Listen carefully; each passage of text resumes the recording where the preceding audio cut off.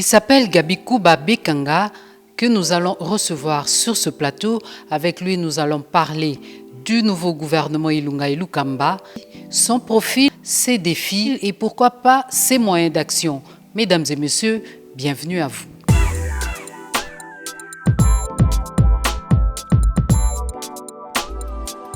Monsieur Gabikouba, bonjour et bienvenue sur ce plateau. Bonjour madame. Qui est Monsieur Gabikouba et qu'est fait Monsieur Gabikouba?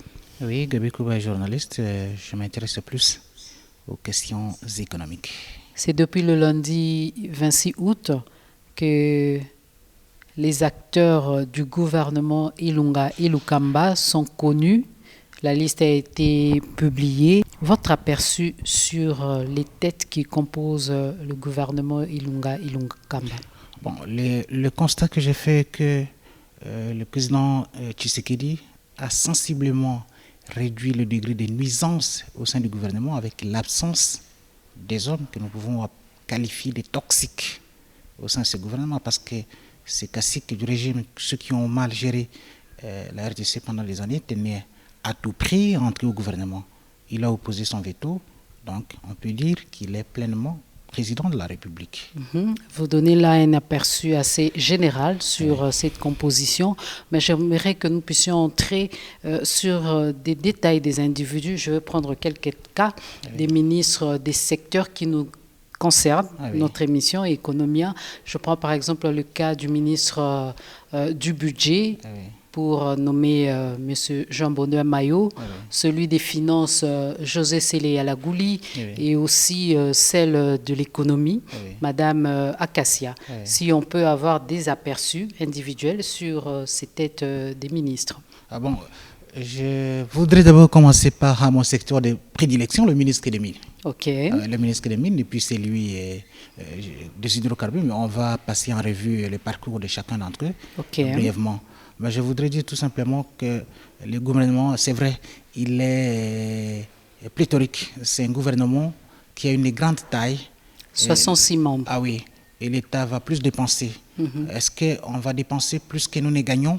C'est la question qu'il faut se poser, parce que lorsqu'il faudra former les cabinets ministériels qui constituent ce gouvernement, qui vont soutenir chaque membre du gouvernement, donc l'État aura beaucoup de dépenses à effectuer. Mais il faut voir notre capacité à mobiliser les recettes, c'est que nous avons. Donc nous risquons de connaître un problème tel qu'on dépense plus et on encaisse moins. Alors, concernant le profil de chaque ministre, les ministres sectoriels qui concernent cette émission, le ministre de l'économie, Madame Akassia, bon, elle est de l'UDPS. À un certain moment, elle était aux États-Unis, et puis après, s'est installée en Europe. Elle est, je crois, juriste, à moins que je me trompe.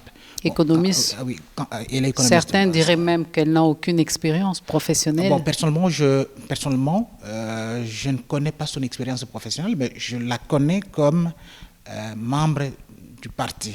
Donc, elle a été dans les fédérations des États-Unis, et fédération UDPS États-Unis, et puis fédération UDPS Europe, donc notamment la fédération de la Belgique. Donc, c'est tout ce que je connais d'elle.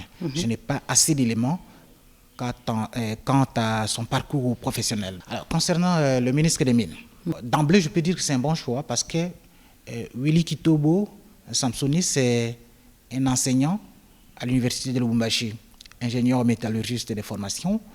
Il a soutenu sa thèse à l'université de Liège en Belgique. Il est revenu au Congo, il enseigne à l'UNILU, il enseigne également à l'ISTA Lubumbashi, et il a été ministre des Mines du gouvernement Jean-Claude Kazembe, donc en 2016. Ministre provincial. Ministre provincial des Mines.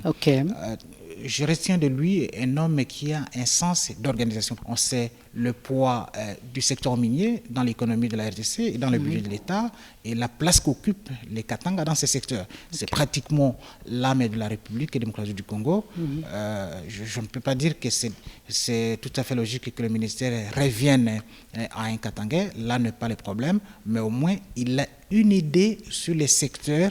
Le ministre des hydrocarbures, c'est le secrétaire général le secrétaire national de l'UDPS, M. Rubens Mikindu, C'est vrai, son parcours, l'UDPS n'a pas géré depuis sa création. L'UDPS n'a jamais accédé au pouvoir. Bon, ça a été difficile de l'évaluer. Je ne connais pas non plus son profil. Son profil académique, personnellement, je ne le connais pas. Et son parcours professionnel, je ne le connais pas. Je ne connais que son parcours politique comme cadre du parti. Okay. Alors, un autre ministre qui m'intéresse plus, c'est Jean-Célé Yalagouli. Oui, on va parler des maillots. Okay. Célé Yalagouli. Celui-là, je crois que c'est un bon... D'emblée, je peux dire que c'est un bon choix. L'impression qu'il a laissée à la DGI, depuis que l'AFDEL a pris le pouvoir, 21 ans du régime AFDEL, Kabila père comme Kabila fils, je peux avouer, d'après les témoignages que j'ai récoltés à la DGI, qu'il a été au-dessus de tous les dirigeants qui se sont succédés à la tête de la Direction générale des impôts.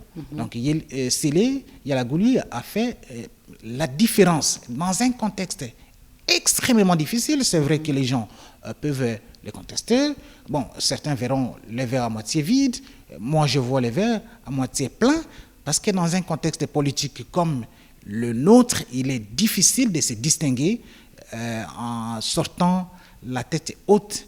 Et il est sorti des entrailles de Matata Mpogno. Ok, il faut signaler ici aussi qu'il a été...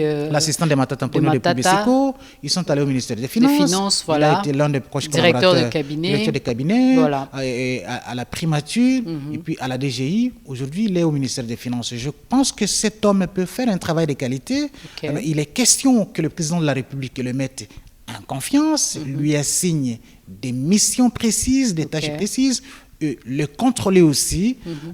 Au-delà du chaos, il existe quand même des bonnes consciences au Congo. Et Célé est de ceux-là qui peuvent faire quelque chose pour la République démocratique du Congo. Et comme il connaît, et tout son parcours, c'est dans les secteurs des finances publiques, et comme il connaît les entrées, il connaît les voies des coulages des recettes, et il connaît les voies de détournement, les auteurs, les acteurs, il faut lui assigner des missions, le mettre en confiance et boucher des trous. Il peut faire un travail de qualité. Okay. Alors, le vice-premier ministre Mayo Mambeke est un excellent avocat, secrétaire général de l'Union pour la Nation congolaise, député national depuis 2011, il a été au Parlement. Mais maintenant qu'il est au ministère du Budget, parce que c'est un méga ministère, la plupart des dépenses, non, je peux dire toutes les dépenses de l'État, passaient par là. Et le ministère du Budget, c'est un ministère clé. Alors, maintenant, toutes les malversations financières, toute l'hémorragie qu'il a décriée hier dans l'opposition, tout ce qui se passait, voilà, la gabegie financière, la mauvaise gestion de la chose publique. Aujourd'hui, c'est un test pour lui, pour prouver qu'il le mérite et qu'il peut faire la différence avec ce qu'il avait décrié hier. On l'attend donc. Ils doivent prouver qu'ils se sont battus pour la bonne cause. Voilà, pour la bonne cause, pour la vraie alternance. Il ne suffit pas tout simplement d'organiser les élections et passation de pouvoir, mais l'alternance, c'est aussi dans la gestion de la chose publique et qu'on sente une nette différence avec une grande différence avec la gestion du passé. Donc, on l'attend aujourd'hui au tournant. Le gouvernement Ilunga a comme défi de relever le social des Congolais. Par où devrait-il commencer? Tout est prioritaire dans ce pays. Mais il existe des priorités. Et les priorités ne sont pas les mêmes pour toutes les provinces. Si vous allez dans la partie est du pays, la priorité des priorités, c'est la sécurité.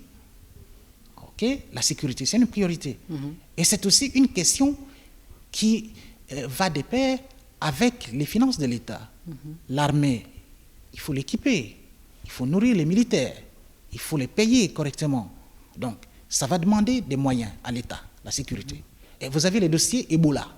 Il arrive à un certain moment, l'épidémie, ça fait plus d'une année et ça fait pratiquement 2000 morts. Comment y mettre fin? C'est vrai que le président de la République y a pensé en faisant appel à l'expertise du docteur Mouyembe et son équipe qui travaillent pour la riposte. Bon, mais Mouyembe, avec son savoir seul, ça ne suffit pas.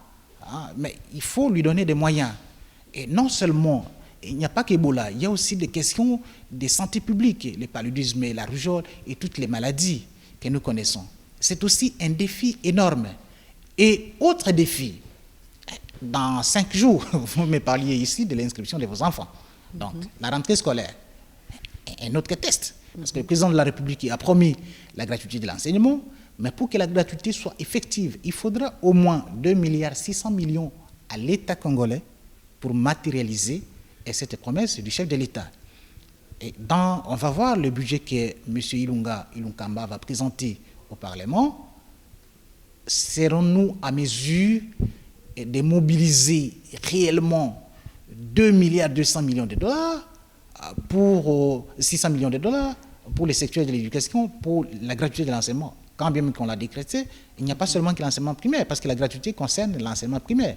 Les écoles que l'État gère, notamment les réseaux conventionnés, des écoles que l'État a cédées à l'Église catholique ou à l'Église protestante, qui gèrent ces écoles sous convention, ou encore les écoles gérées à 100% par l'État lui-même, les écoles officielles. Donc ça va demander un paquet, la suppression par exemple des frais d'assurance que l'État prendra en charge,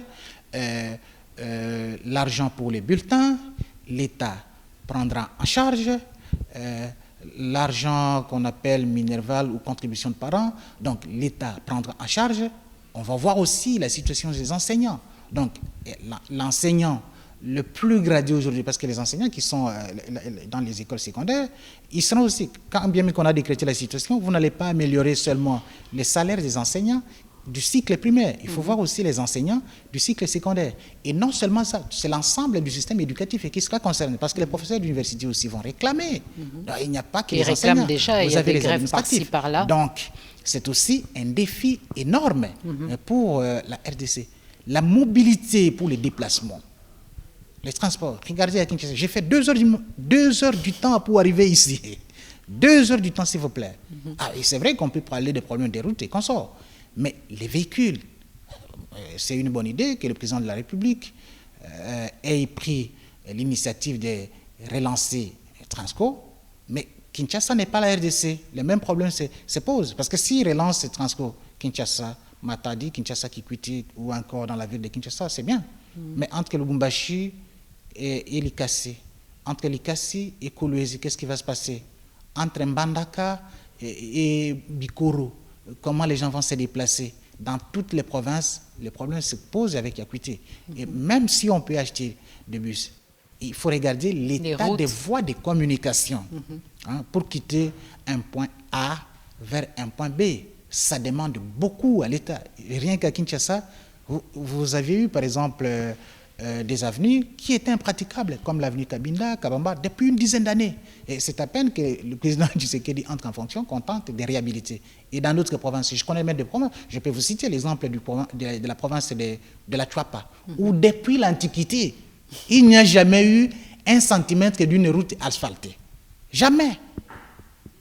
Vous prenez, parce qu'à l'époque coloniale, même à l'époque du maréchal Mobutu, il y avait des cantonnages manuels. Mais avec la déliquescence de l'État, tout ça, ça n'existait plus. Je peux citer une deuxième province, la province du Sankoro. Depuis l'époque coloniale, il n'y a jamais eu 1 kilomètre d'une route asphaltée. Donc c'est aussi un énorme défi pour le gouvernement. Et d'ailleurs, l'un des sujets qui a été inscrit au cours de cette émission, l'énergie. Donc vraiment, tout est prioritaire, le déficit énergétique.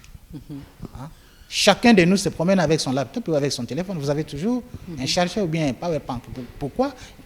Parce que dans nos quartiers, il n'y a pas d'électricité. Trop de délestage. Donc, tout est prioritaire. Mais sauf qu'il existe des priorités, La priorité pour l'homme de l'Est, c'est d'abord, si vous prenez l'ex-province orientale jusqu'au nord Katanga, toutes les bandes armées qui écument cette partie du territoire national, d'abord la paix. Et la deuxième priorité pour l'homme qui vit au Nord Kivu, c'est l'épidémie d'Ebola. Et les autres aspects de la vie sont des priorités. Pour un Quinois, il pense peut-être à la mobilité, la circulation. Il pense au salaire. Donc, je peux dire que les priorités je dis à la fois que les priorités sont les mêmes pour l'ensemble du territoire national, mais je peux aussi me contredire que les priorités ne sont pas les mêmes pour toutes les provinces. OK.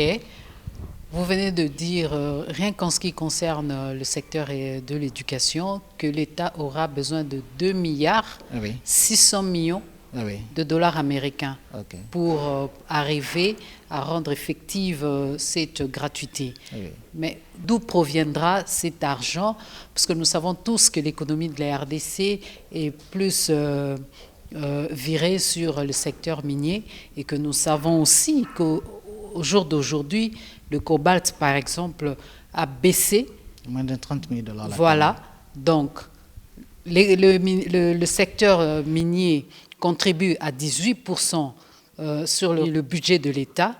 Mais d'où proviendra cet argent dont l'État congolais ou le gouvernement Ilunga aura besoin pour justement pallier à tout ce problème? Qui a la volonté et trouve les moyens. Qui n'a pas de volonté trouve des prétextes, disons. C'est vrai, on ne va pas trouver, même les pays développés, ils n'ont pas de solution à tous les problèmes à 100%. Mais on peut dire que l'argent, si on ne peut pas tout trouver, il y a lieu de trouver une bonne partie pour résoudre tant soit peu nos problèmes. L'attention, c'est vrai, comme vous le dites, s'est focalisée pendant des années sur les mines. Et même l'année dernière, quand on déclarait les cobalt, le germanium, et puis comme des minerais stratégiques, parce qu'on envisageait la tonne à près de 100 000 $. Aujourd'hui, nous sommes à moins de 30 000. Voilà. Et la contribution du secteur minier, c'est assez significatif. C'est plus de 25% au budget de l'État. Est-ce qu'avec un cours de cobalt assez bas, faudra-t-il s'attendre à des recettes pour booster le développement de la RDC, des recettes de l'État? D'où viendra l'argent? Mais il y a aussi d'autres sources. Pourquoi ne pas booster le secteur agricole? Parce que celui-là, il ne demande pas toujours de gros moyens. Il ne demande pas toujours des grandes qualifications, comme dans les secteurs miniers et pétroliers. Mais les résultats ne seront pas non plus immédiats.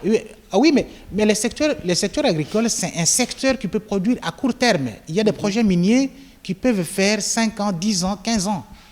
Et il n'y a pas de retombées. 5 ans, ce sera déjà la fin de mandat du président de la République. Oui, mais dans les secteurs agricoles, si vous plantez du maïs, c'est dans combien de mois? L'arachide, c'est dans combien de mois? Le manioc, c'est dans combien de mois? Donc, ce sont des secteurs qui peuvent aussi produire. Donc, il faut booster les secteurs agricoles. L'argent peut venir aussi de là. Le fisc, oui. On dit, bon, nous ne payons pas suffisamment les impôts.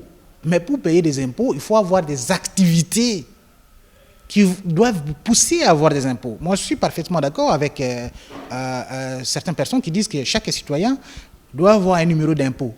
Mais si vous avez un numéro d'impôt, l'impôt n'étant pas du ciel, c'est en fonction des activités que vous exercez. Mais si plus de 60% des jeunes sont au chômage, l'impôt sur les revenus, vous allez le prélever où? Parce que les gens ne travaillent pas. Vous n'avez pas prélevé l'impôt sur les revenus. L'impôt sur les revenus locatifs, oui, on peut prélever. L'impôt sur les revenus locatifs, c'est aussi une source de rentrée. Mais combien ça rapporte à l'État? Il y a aussi l'impôt, par exemple, sur les véhicules, ce que vous appelez la vignette. Donc, d'autres sources existent.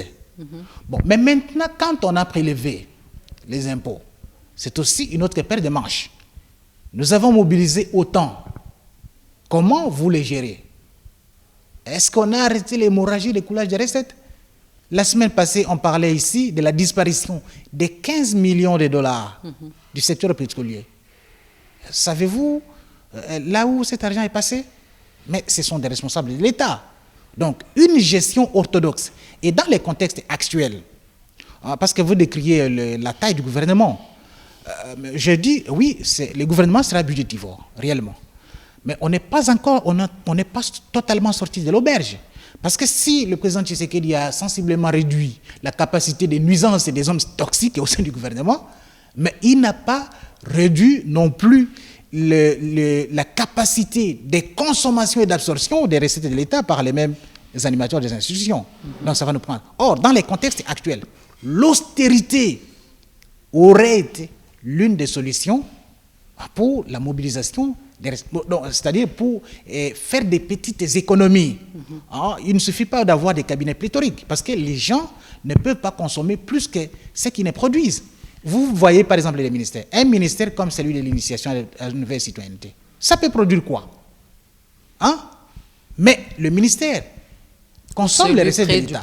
Pourquoi ne pas compresser? Bon, malheureusement, là aussi c'est un problème. Parce qu'il y a eu des concessions de part et d'autre. Tshisekedi a opposé son veto vis-à-vis des hommes toxiques au sein du gouvernement, des visages que vous et moi ne voulions plus voir à la tête des institutions. Mais de l'autre côté également, chacun tient à garder sa parcelle de pouvoir. Il n'a pas de majorité. Donc, le bloc majoritaire au Parlement propose des noms.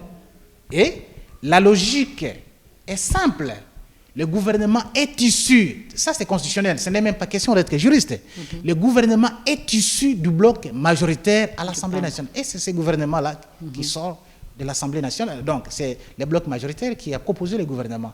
Et la liste, d'ailleurs vous avez même des contestations, les gens disent, bon, au départ c'était 65, on a eu 66, pourquoi pas 67 ? Et pourquoi pas 68? Peut-être que demain, l'association des femmes et journalistes va réclamer, bon, nous voulons avoir 68 dans notre quota. Demain, ça sera peut-être que nous, les Pygmées, l'association des Pygmées du Congo, qui va réclamer son quota dans les gouvernements. Là n'est pas le problème. Ce n'est pas parce que votre territoire ou votre province n'est pas représenté au sein du gouvernement que vous ne n'êtes pas servi. Moi, par exemple, si j'ai un ministre de chez moi, de la Chouapa, est-ce qu'il s'est battu au nom de la population de Chouapa? Moi, je suis de Chouapa. Je donne un exemple simple. Je n'ai jamais pris part. Je n'ai demandé à personne d'aller me représenter au sein du gouvernement. Quand bien celui du Bas-Congo peut être désigné, ministre, celui de l'Équateur, peut être celui du Nord Kivu, tout ça, il m'engage, c'est mon gouvernement. Mais pourquoi les gens tiennent réellement à leur province? Ce ne sont pas des citoyens de ces provinces qui leur demandent d'aller au gouvernement. Ce sont eux-mêmes qui veulent se servir. Et d'ailleurs, ce qui se passe au sein du gouvernement, c'est déplorable. Actuellement, avec tous les défis que nous venons d'énumérer, les gens devraient être humbles et non festoyer. C'est une lourde charge si les gens ont réellement l'ambition de servir la République. Vous voyez déjà avec des poudres, tout ça, les champagnes. Qui seront des esclaves de la population. C'est comme moi, on m'appelle quelqu'un qui est à l'agonie dans un hôpital pour que je lui apporte mon assistance. Mais je vais sabrer les champagnes, pourquoi? C'est ce qui se passe. Le pays est à l'agonie. Les gens ne peuvent pas festoyer au stade actuel. Donc, un peu d'humilité, s'il vous plaît, cher ministre. Vous venez de parler de coulage de recettes. Moi, j'ajouterai la corruption et la mégestion, qui sont vraiment les causes primaires qui rongent plutôt l'économie congolaise.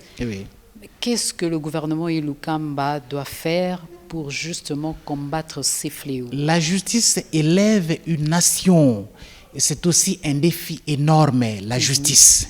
Tous les cas de détournement, de corruption, de malversation financière ne sont pas orchestrés par des simples citoyens comme vous et moi. Qu'est-ce que vous et moi gérons? Rien du tout, mais pas les responsables de l'État. Dans les pays où les gens sont suffisamment éduqués, un cas de détournement, par exemple, peut vous exclure durant toute votre vie des activités politiques. Vous ne pouvez plus. Vous allez en prison, vous remboursez. Mais la justice, parce que vous les décriez, combien de magistrats ont enquêté dans ces pays pour un cas de détournement de leur propre initiative, s'est levé le matin, parce qu'ils ont ce pouvoir, le procureur général de la République. Combien de fois a-t-il enquêté pour mettre les gens en prison? Bien au contraire, les gens qui détournent l'argent de l'État et ceux qui volent deviennent plus puissants, et nous, des paisibles citoyens, nous vivons comme leurs sujets dans un royaume. Je crois que même le roi a quand même pitié de ces sujets. Il leur donne des reliquats, c'est tout ce qu'ils peuvent manger. Mais quand vous regardez dans certains coins, même ici à Kinshasa, vous arrivez, vous dites, est-ce qu'ici vraiment on est dans une capitale? En réalité, Kinshasa n'est même pas une ville, c'est un bidonville. Donc il n'existe pas de ville au Congo. La justice aussi. Est-ce que les magistrats, la justice est telle qu'elle est, elle est clean pour poursuivre? Parce qu'on sait que les projets, c'est comme un ami, un avocat qui me disait, mais vous savez, les projets, un procès, moi en tant qu'avocat, je ne les gagne pas dans les cours des tribunaux, c'est dans des restaurants, dans des maisons privées. dans des véhicules, dans les rues. C'est là qu'on gagne des procès. La responsabilité aussi de la justice. Donc, si la justice a fait correctement son travail, je crois que les gens auront peur de voler l'argent de l'État. Donc, la loi ne peut pas avoir pitié. La loi ne peut pas avoir de compassion. Le mal reste le mal. Okay? Que l'on soit de gauche ou de droite, c'est la RDC qui perd. Donc, il y a aussi un grand travail, il y a réellement un grand travail à faire au niveau de la justice. Est-ce que les mêmes acteurs peuvent changer? Parce qu'ils sont là, ils observent passivement, avec passivité, la dégradation de la situation. Peuvent-ils s'amender? Est-ce qu'il faut des hommes nouveaux avec des esprits nouveaux? Mais je peux dire aussi, et comme je l'ai dit avec Sélé Yagouli, que au-delà du chaos, il existe quelque chose. Les bons magistrats sont toujours là. Hein? Okay. Parmi ceux que nous décrions, les bons magistrats sont dans notre justice. Il est question de leur donner un esprit nouveau, avec les moyens qu'il faut, avec l'indépendance véritable de la justice, pour qu'ils fassent leur travail. Donc tous ne sont pas que corruptibles. Il existe des bons magistrats. Et la justice peut faire ce travail. Dans une correspondance datant du 17 août dernier, l'ANER a exigé de l'Inspection générale des finances d'auditer les ministères sortants. Pensez-vous que ce soit une voie qui pourrait amener à corriger tous ces fléaux? Mais d'abord, je peux dire que dans tous les services de l'État, les agents de l'ANER existent. Et ils ont cette tâche de rechercher les informations. Mais quand on détourne, où sont les agents de l'ANER qui sont censés surveiller? Parce que c'est notre sentinelle. Hein? Pas seulement rechercher des infractions politiques, mais des crimes économiques. J'aurais voulu voir les agents de l'ANER arrêter tel mandataire, tel responsable de l'État qui a détourné l'argent et le mettre à la disposition de la justice. Combien l'ANER l'a fait? Et même quand on demande la réquisition à l'Inspection générale des finances de faire un audit. Mais c'est dans ces attributions ordinaires. Pourquoi moi, on ne va pas me réveiller le matin, on ne vous réveille pas le matin pour aller à Biwan faire... Tu sais de toi-même que c'est mon job, à 7h30, je me réveille, je vais travailler à la télé. C'est une activité de routine. Mais pourquoi doit-on réveiller l'Inspection générale des finances? L'Inspection générale des finances devrait faire son travail. C'est un service rattaché directement à la présidence de la République. Et vous avez la Cour des comptes qui travaille avec le Parlement de la République. Bon, mais tous les rapports, que ce soit l'Inspection générale des finances, que ce soit les rapports de la Cour des comptes, ça donne, que ce soit même des rapports des commissions parlementaires, que ce soit les parlements nationaux, tout comme les parlements provinciaux. Ces rapports ont produit quoi? Zéro. Aucun résultat. Est-ce qu'il faut continuer à faire la même chose? Donc, on veut faire du neuf avec du vieux. Je reste encore un peu sur ma soif concernant la réquisition de l'ANER. Et parce que vous posez la question sur les sources des financements du programme du gouvernement. Mais oui, nous avons encore la capacité de nous endetter. C'est vrai qu'il y a une option, c'est cette option-là qui n'arrange pas beaucoup les Congolais. Hein, les gens disent, mais on a encore quelque chose de nous, pourquoi nous-mêmes? Oui, je suis parfaitement d'accord avec ceux qui soutiennent cette thèse. Hein, pour dire, c'est comme le disait Laurent Désiré Kabila, un développement autocentré. Oui, je suis d'accord. Mais aucun pays aujourd'hui ne peut évoluer en vase clos. Donc, il y a lieu aussi de contacter les bailleurs des fonds. Et les bailleurs des fonds ont des exigences, c'est ce qu'on appelle conditionnalité. Ils ne vont pas vous prêter de l'argent parce que vous êtes les grands Congos. Il faut mettre de l'ordre, l'organisation dans la gestion des finances publiques. Et toutes les réformes, plus on réforme, plus la situation se dégrade. Que faut-il faire? Est-ce que les gens vont nous donner l'argent tout simplement parce que vous allez à Washington, vous allez au club de Paris ou au club de Londres pour demander l'argent et puis on va vous les donner? Parce que là aussi, ils ne nous font pas des cadeaux. Hein? C'est vraiment du capitalisme pur. Mais que voulez-vous qu'on fasse? On est en difficulté, il faut y aller. Monsieur Gabi Kouba, qu'est-ce que vous avez à dire aux nominés de ce gouvernement? Aux nominés de ce gouvernement, je peux leur demander d'écouter la voix de la majorité silencieuse. C'est ce que je peux demander au gouvernement. Écoutez la voix de la majorité silencieuse. Et à la majorité silencieuse de jouer réellement son rôle à travers les contrôles citoyens. On ne nous fera jamais des cadeaux. Soyons exigeants vis-à-vis de nos dirigeants. Ils ont l'obligation de rendre compte à la population. Et on ne peut rendre des comptes à la population que lorsque cette population elle-même se prend en charge. On ne peut pas s'apitoyer du sort d'un peuple qui ne se préoccupe pas de son avenir. Personne ne va vous écouter. Donc, soyons exigeants. Ayons un droit de regard sur la gestion de la cité. OK? Parce que l'argent du ministre, mais c'est l'argent du contribuable congolais. Ce n'est pas l'argent du ministre. L'argent des mandataires d'une entreprise publique, c'est une charge ministre de la République. C'est un serviteur de la République. Donc, soyons tous exigeants. Et vous voyez, par exemple, on vous dit, comme l'argent du pétrole, dont je vous ai parlé, les 15 millions de dollars, mais ça passe inaperçu dans l'opinion publique. Les gens croient que c'est une affaire qui concerne les dirigeants. Mais c'est l'argent du pays. Ça concerne les citoyens de Kimbantseke, celui de Rutshuru, ça concerne les citoyens de Kimba. Mais les gens ne se mobilisent pas. Ils croient que c'est un problème qui ne les concerne pas. Et notre naïveté, notre passivité, notre inertie donne des ailes aux prédateurs de la République. Monsieur Gabi Kouba, merci d'avoir répondu à notre invitation. Je vous remercie, madame.